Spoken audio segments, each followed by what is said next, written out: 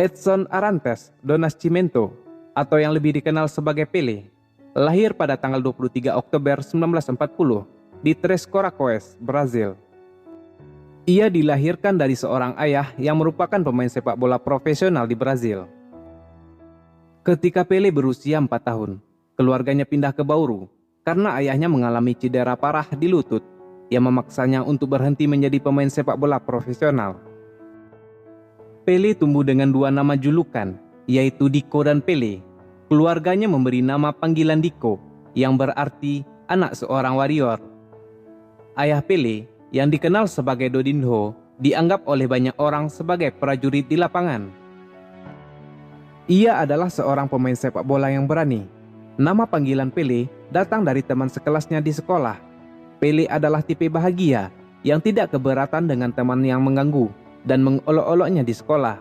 Ia akan selalu tersenyum, meski saat ia sedang terganggu dan disakiti. Menurut sebuah wawancara, Pelé pernah mengatakan nama awalnya berupa julukan di masa kecil yang tidak ia sukai.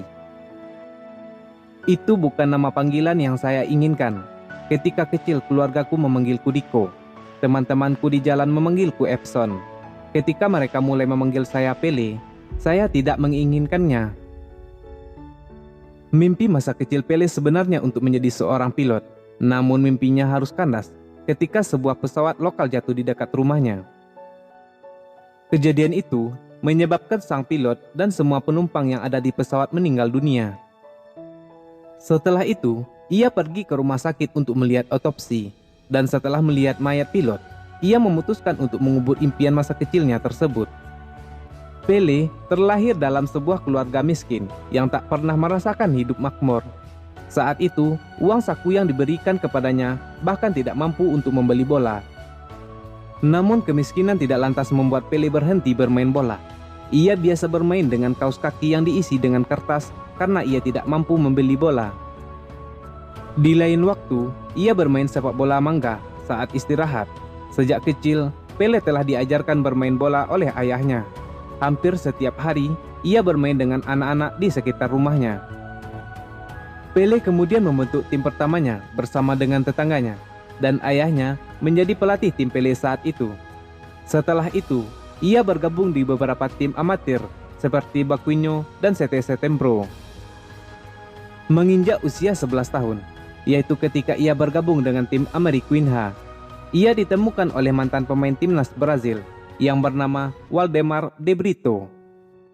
De Brito menangkap bakat yang luar biasa dari Pelé dan memberikan tawaran untuk bergabung dengan tim yang diasuhnya, yaitu klub Atlético Bauru.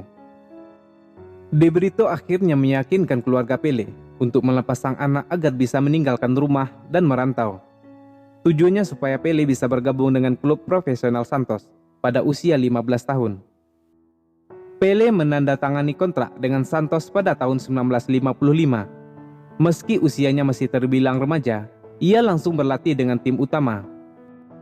Permainannya yang gemilang membuat Pelé dipanggil untuk mengikuti Piala Dunia bersama dengan Brazil pada tahun 1958. Ia berhasil membawa Brazil menduduki tahta tertinggi sepak bola dunia setelah berhasil mengalahkan Swedia dengan skor 5-2.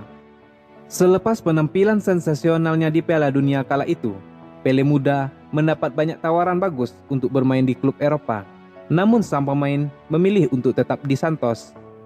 Semakin menghebohkan lagi ketika Presiden Brazil meresmikan Pelé sebagai harta nasional, sehingga hampir tertutup kemungkinan baginya untuk bermain di negara lain. Pelé masih terlibat dalam perjalanan Brazil di Piala Dunia 1962 di Chili. Skuad Brazil masih berhasil mempertahankan gelar juara dunia. Akan tetapi, sang pemain harus puas duduk di bangku cadangan pada partai final akibat di backup cedera. 4 tahun kemudian, Pelé terlihat menjadi incaran tackle para pemain lawan. Ia kembali cedera dan Brazil harus tersingkir dari Piala Dunia 1966 pada babak penyisihan. Pada akhir 1960-an, dua kubu yang bersiteru dalam perang sipil Nigeria dilaporkan menyetujui gencatan senjata selama 48 jam agar dapat menyaksikan Pelé bermain dalam sebuah pertandingan persahabatan di kota Lagos. Itu adalah bukti betapa fenomenalnya pengaruh Pelé pada dekade 1960-an. Piala Dunia di Meksiko menandai kembalinya Pelé dan Brazil. Sang pemain yang sudah memasuki usia senior dipercaya memimpin skuad yang cukup mumpuni. Pele mencetak 4 gol di turnamen tersebut, termasuk 1 gol di pertandingan final untuk memberi Brazil kemenangan 4-1 atas Italia. Merasa sudah cukup meraih segalanya, Pele mengumumkan pengunduran diri dari sepak bola pada tahun 1974. Meski demikian, ia sempat terpikat kembali ke lapangan hijau pada tahun berikutnya untuk bermain di New York Cosmos pada Liga Sepak Bola Amerika Utara. Keterlibatan sang legenda menambah daya tarik liga dan berkontribusi terhadap perkembangan sepak bola di wilayah tersebut. Pele memainkan pertandingan terakhirnya dalam sebuah pertandingan persahabatan antara New York Cosmos dan Santos pada bulan Oktober 1977. Pada tahun itu, sang legenda resmi pensiun dengan rekor fantastis. Ia berhasil mencetak 1.281 gol dalam 1.363 pertandingan.